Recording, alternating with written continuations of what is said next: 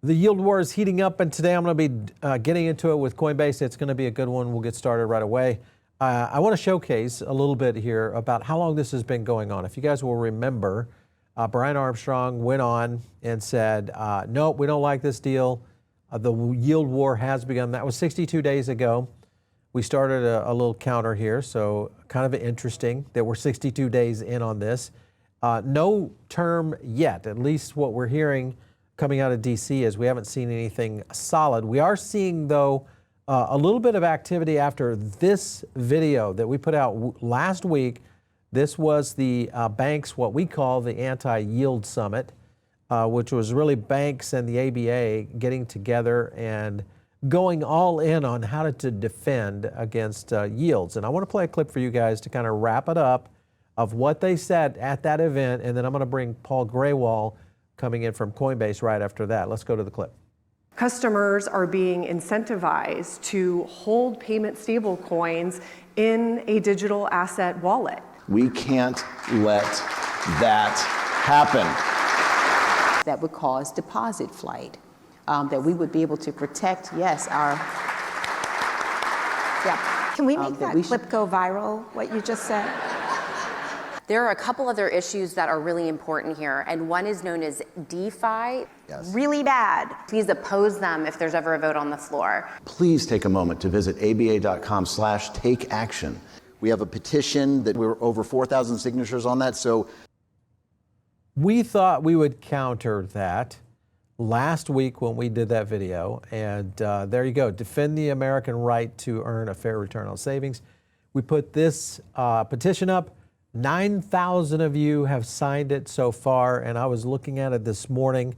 A lot of people commenting on this, and absolutely overrun with even people putting up a whole slew of videos. I mean, people are just really interested in this topic. We're going to get to 10,000. I think, we may get to 50,000 before clarity goes through. So listen, I'm going to bring Paul Grewal in because he is the expert on what is happening out there as the Chief Legal Officer of Coinbase. How are you, Paul? I'm great, Paul. It's great to be on with you again. Yeah, did you see the video roundup there? Just absolutely hideous. All these things. Why do they hate us so much?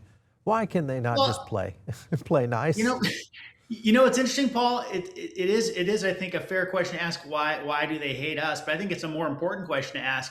Why do they hate the American people having access to alternatives? That's the real question I think that needs to be answered here.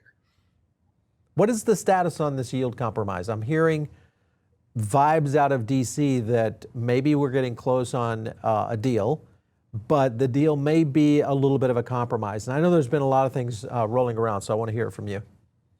Well, I think the vibe is correct that compromise is in the air. That's the encouraging thing. And look, compromise is the nature of how legislation gets done in Washington. Very rarely do you get everything that you want, but it's always important to hold true to your principles. I think what we're seeing right now in DC, Paul, is the White House leading the charge. The president's made it very clear this is a priority for him. It's a priority for his administration to pass landmark crypto legislation. The goal is very simple. Let's make America the crypto capital of the world. And the way to get there is through sensible market structure rules that let everyone know what the standards are, how we comply with them, and then ultimately to hold people accountable. I give the White House and the broader administration a lot of credit. They've set up a very constructive dialogue. They're pushing all sides to move towards the middle, towards a resolution so that the White House can achieve its goal. And ultimately, this is about American leadership and national security. It goes far beyond just domestic issues here in the country. Listen, we saw the president's tweet. It was very clear what he was trying to do, and he laid it right out there on the line for everybody. Nobody could misunderstand it. But since then, we haven't seen a lot of movement. However, we're hearing that there's a lot of things that are going on at the White House. What's happening since that tweet? What's working and actually helping move this forward? Well, I think the president's statement was critical in affirming his view and the broader administration's view that rewards are an important, even critical element of stablecoin adoption in this country, that it was a cornerstone of the Genius Act, which only passed just a few short months ago. It's hard to remember that sometimes. And also that anyone who believes that undermining rewards for Americans at a time when affordability is top of mind for us all is sadly underestimating the White House's commitment to hold people accountable and hold them to the commitment of the administration that we're going to try to give people more choice, more options in this economy, not fewer. I think that the dialogue between the various parties reflects that understanding. You're now seeing, I think, an acknowledgement that rewards are not going to be banned in any legislation that passes this Congress, or certainly any legislation that's signed by this president. We need to preserve them for the American people. It's important that to the extent we make any adjustments whatsoever to the balance that was struck in Genius, that it recognize that the millions of Americans who now participate in the crypto economy need to have access to fair and reasonable alternatives to the current financial system. And one of the key elements of choice to that financial system, or an alternative to that financial system, is rewards on stablecoins. It's really that simple. Yeah. Do you think there's going to be a Senate hearing talking about rewards? I do think there's going to be a markup, and I do think that markup will come in short order in the Banking Committee. The fact of the matter is that the debate right now over the market structure bill goes beyond just rewards. There are still important issues to resolve regarding DeFi, regarding AML issues, regarding token taxonomy. So it's not as if this is only about rewards, but I think that a markup can address all of these topics, and I think we're going to see that in the next month. How long? Okay, so there's a window here. There has to be, because I mean we're getting down to the wire here. How soon does the compromise need to be done for us to meet that window before it closes? I think it's a matter of days and perhaps weeks. So we're not far off. And I think that you've seen now a dramatic pickup in the active engagement of the White House, of key voices in the Senate on this topic. And all of that reflects, I think, a common understanding that if we're going to get this done, it needs to happen now. I think one thing that is encouraging to me is that in some ways, Paul, there's nothing like a good deadline to bring focus to a complicated effort like this one. And the deadlines imposed by the realities of the Senate calendar and the Senate political process, I think, are working in everyone's favor. This was, I was kind of surprised at the poly market still. I'm going to try to get to it. Because when we were looking at this over the last week, 10 days, one of the biggest issues was that it had pretty much stalled out. And I think one of the scenarios that are playing out right now is nobody really understands what negotiations are being done. And you look at it right here. I'm going to zoom in on that so you can kind of see. But there it is. That's the 1 week, pretty much flatline. I mean, it is up from that 56, and we showed this the other day, but it's still holding at around 60%. I feel like this should be much higher. If we are that much closer, you got the White House coming in, a lot of Congress people. I'm seeing names that I have not seen before that are coming out and talking about this. So clearly, at least the crypto community is I think, making it known that they want this. With all that being said, do you think that they are extending the idea that crypto is being used for good now, especially with what's happening in Iran? I just saw this the other day. Iranians are now rushing to get Bitcoin and self-custody out as what's happening right there in the Middle East. This is another reason that we've got good news for crypto. Why do you think people are not mentioning this right now? Well, I think that in negotiating legislation, unfortunately, a lot of the conversation does have to take place behind closed doors. But that doesn't mean that the American people can't and aren't being heard. Look, Paul, you've had something like 600,000 roughly Americans contact their elected officials, making it clear that they want to see market structure legislation passed. I think it's clear as a result of this public debate around rewards that Americans have expressed real frustration with traditional financial institutions attempting to take from them something that's currently protected under U.S. law. I always like to remind those interested that genius is the law of the land. And as Yep. things currently sit, rewards by distributors is protected by that law. And so I think that as those factors come to be better appreciated, as we're seeing more broadly in terms of geopolitics, crypto once again being shown to be a force for good, so being shown to be a force for advancing American interests, our American elected officials are coming to the realization that this is something not just that we want to have here in the United States, it's something that we must have if America is to retain its preeminent role in the global financial system. So Paul, let me ask you this, because MiCA just rolled out that they have a whole line list of banks that are already jumping on board. Let's assume in a perfect world we get clarity through, okay? Finally, there's an agreement coming down, they get it through the Senate floor, it comes back into the House, we get a final bill, President signs it. How long do you think it's going to be before we see the market, and I'm not talking about price go up, I'm talking about companies moving in, saying, hey, I'm going to do this, banks saying, yes, we're jumping in and we're going to do this.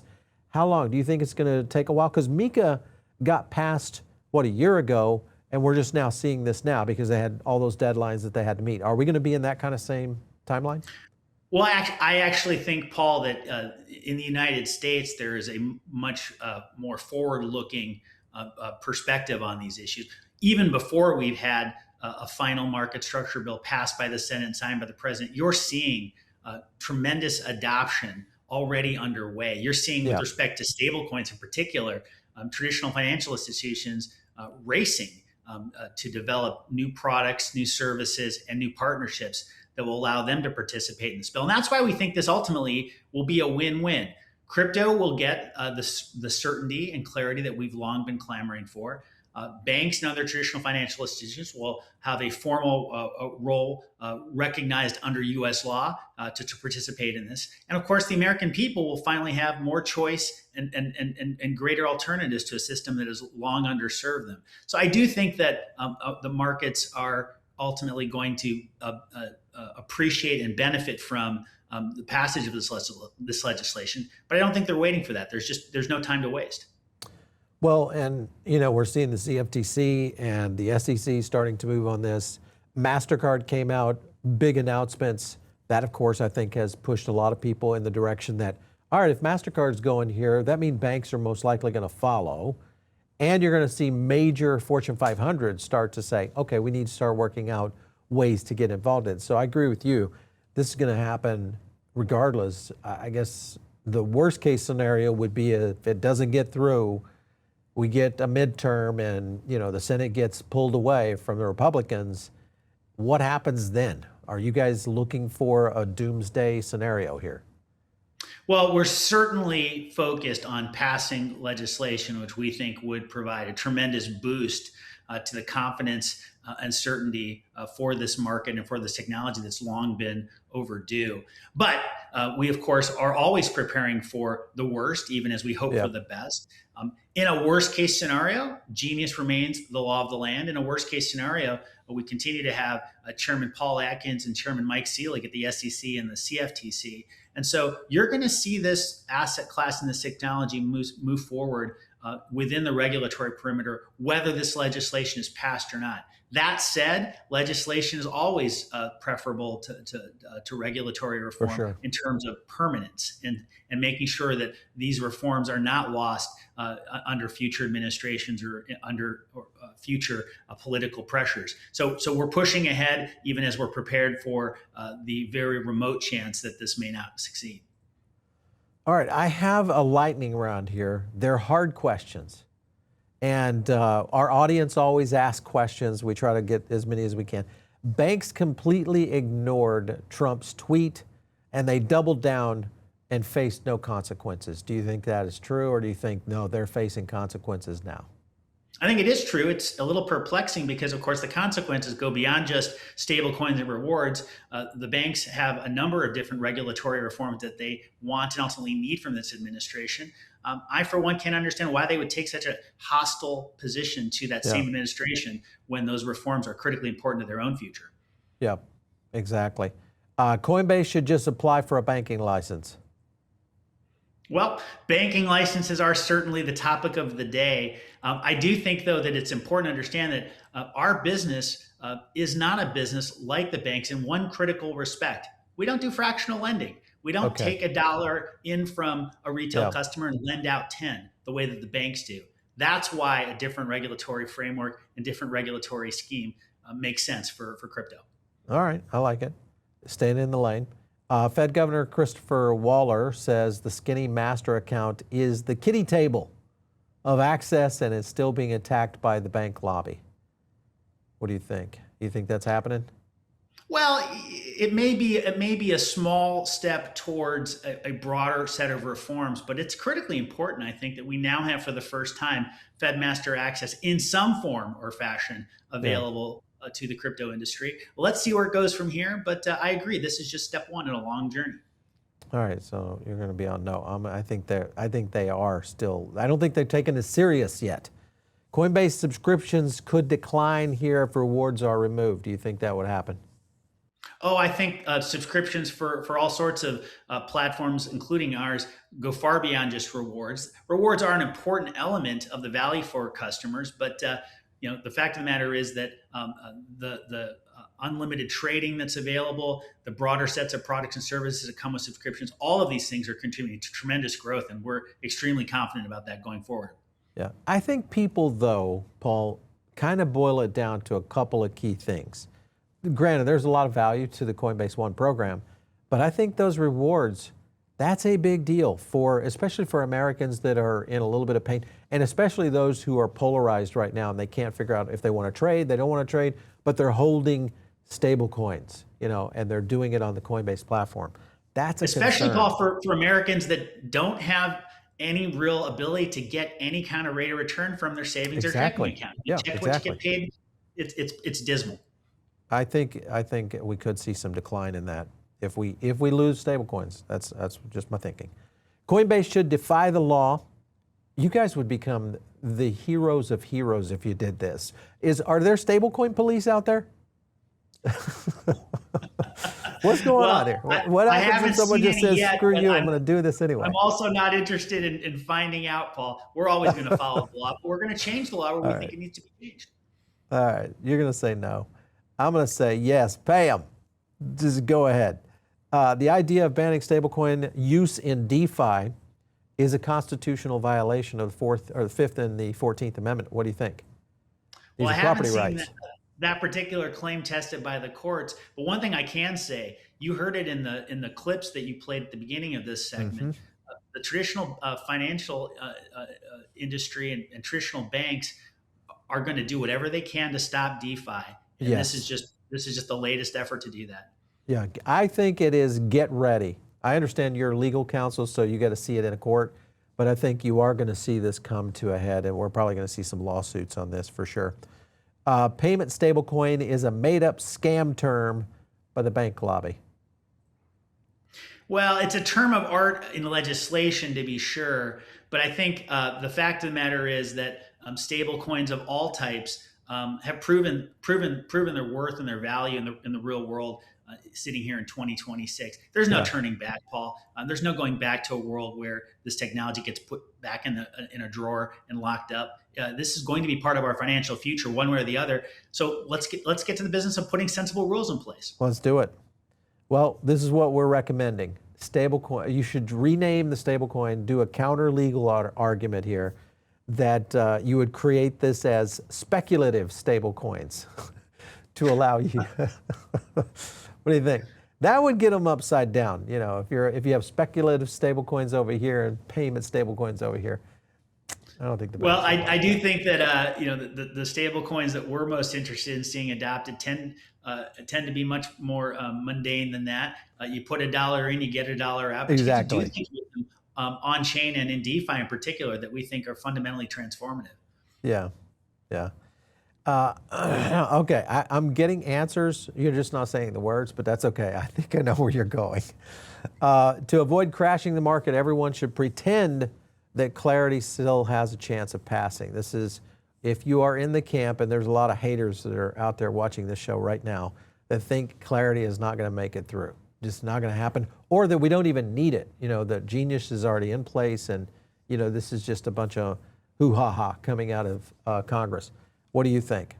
I understand the suspicion around all of this, but let me ask those haters this question. Why do you think the banks and others are fighting so hard to stop Clarity? Yeah. What are they protecting? Totally agree.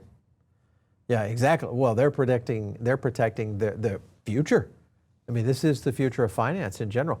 It's surprising to me, though, because we are seeing some innovation at the banking level, is that they don't see that either it's a catch up or a slowdown term, you know, of, hey, let's slow them down for a little bit. We know it's coming and then we'll be ready, or, you know, we're going to be pushed into being ready, but not really being ready because we're going to have to throw out some products that aren't great, you know, just to catch up right now. So.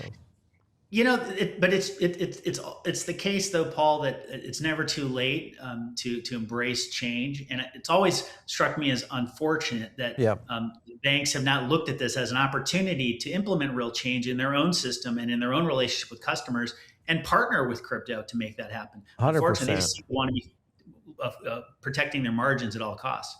Yeah, it's crazy. I just think there's a great opportunity here. Coinbase should, well, speaking of opportunities right here, you should terminate the partnership with JP Morgan to launch deposit tokens on Base. Well, I will take that back to Coinbase HQ, and we'll give that some They're thought. not going to do it. They're not going to. I don't think that's going to happen. That's not going to happen. That's not going to happen. We've got one. If yield ban passes, Coinbase should temporarily rename the Base app to Yield Base. What do you think? I kind of like the name Base myself, and I don't think that's going to change anytime soon. Nope and nope. All right, so I'm with you. I'll stay on that side of the camp. We've got a couple more here. If Clarity doesn't pass, these are terms coming out of the market, just so you guys know, we didn't create these. Scott Bessent will blame, and he said this before.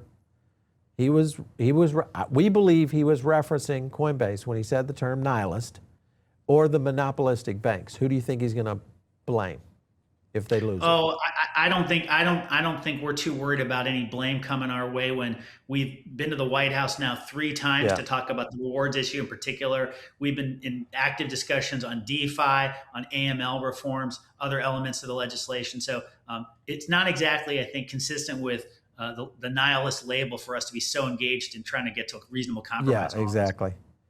I don't know why he said it. I'm getting mixed signals out of the White House. You know, early on, I didn't know what they were doing because you weren't getting, Trump had not come out, and you had Sachs, and you also have Patrick giving kind of signals that they were with the banks almost. And then it was just like, boom.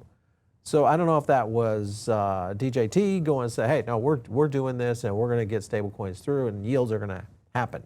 Well, as we sit here today, I don't know how much more clear the White House could be. It was very from the clear. President on down that they want to see this thing passed. Yeah, yeah. Let's go over to Coinbase. Should have replaced the Super Bowl Oscar ads with the TAC ads on banks.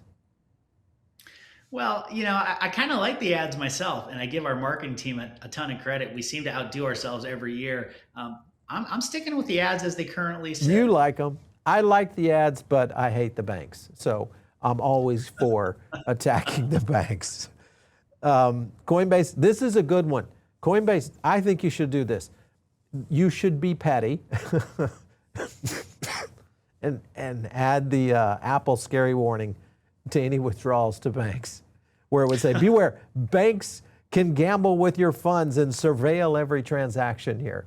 Be cautious of your exit strategy. Well, you know, what's funny, Paul, is I think in 2026, most folks understand that. And most people understand the risks and where they sit in the financial system. It's why they're so interested in alternatives. Yep. I think you should do it. I know you won't, but I think you should. Just tell people, be honest with them. Just say, hey guys, this is a risk. That's a risk. They've been doing that to us. They've been doing that to when you move product or money onto Coinbase or any other exchange out there. If you think that the system as it's been constructed now for decades is risk-free, you might want to read a little history. Unfortunately, it's not the case. No kidding. Armstrong is too painfully polite and corporate on TV. He should be a little bit more like a bulldog. What do you think? Like Eric Well, Trump? Eric Trump's a bulldog, man. He's fighting hard. Well, I will say that anyone who has spent any time with Brian, as I have, knows that while he is an unfailingly polite and thoughtful person, he is anything but reserved when it comes to fighting for what he believes in. Oh, really? Okay. Huh. Maybe we're reading Armstrong a little different. Interesting. All right. Well, I'm going to say no. Paul, thank you for doing that. We always love to have fun on these. The audience loves these because a lot of times we ask questions that we know nobody's ever going to answer, but the audience wants to know, do they actually think that we could get something done here? Because there's enough of that happening out there, as you know, in the market for sure. I'm a huge believer in the wisdom of the crowds, Paul. It's always great to be on with you.